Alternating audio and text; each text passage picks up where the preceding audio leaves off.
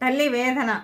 అమ్మాయి ఏం చేస్తుందో ఏంటో, అత్త ఏం గొడవ చేస్తుందో, భర్త ఉత్త దరిద్రుడు, ఎన్ని బాధలు పడుతుందో నా తల్లి అని ఈ ఫోనులు చేస్తారండి. ఆ అమ్మాయి ఏదో చెప్పుద్ది, తర్వాత ఈమె ఫోన్లు చేస్తుంది, తల్లి బాధపడుతున్నా ఇంకా ఈమె బాధపడి ఆ బాధే ఎక్కువ చేస్తుంది. ఇక ఎప్పుడు ఇదే బాధ, ఇదే గోల, నా కూతురు. పోనీ ఏదన్నా మనం చేయగలమా? ఏమీ చేయలేం. పోనీ ఉపయోగం ఉన్నదా? మనం ఆలోచిస్తాం. ఇంట్లో వాళ్ళందరం అందరూ కూర్చొని ఆలోచిస్తారు ఆ అమ్మాయిని గురించి. ఎవరు ఏమీ చేయలేం.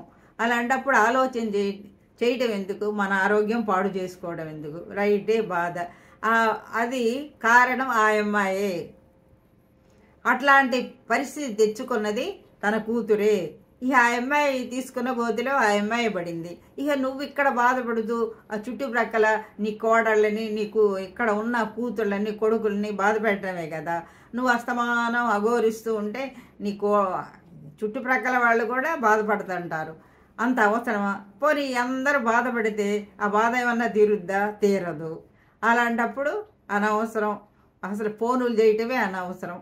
ఫోనులు చేసి వాళ్ళ ఏదో వాళ్ళు అటు నుండి సాడీలు, ఇటు నుండి సాడీలు, సంసారాలు నాశనం చేయడానికి తప్పితే మొదటే రాంగ్ స్టెప్ వేసినప్పుడు ఆ అమ్మాయి అనుభవించక తప్పదు అని ఆలోచన చేసి గుటక మింగి ఊరుకోవడమే, చేసేది ఏమీ లేదు. మొదటే ఆ అమ్మాయి సరైన నిర్ణయం తీసుకోలేదు, వెళ్ళిపోయింది, ప్రేమించింది, పెళ్లి చేసుకుంది. కానీ అతను మంచి వ్యక్తి కాదు, అనుభవిస్తుంది. నువ్వెంత ఇక్కడ ప్రాగులాడి ఎంత చేసినా ఇక్కడ ఇంట్లో వాళ్ళంతా ఇబ్బంది పడతారు. అది కూడా మనం ఆలోచించుకోవాలి. ఏమన్నా సహాయం చేయగలవా? చెయ్యి, లేకపోతే లేదు.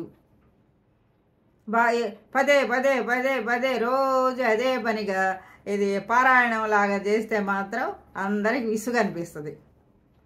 జై హింద్.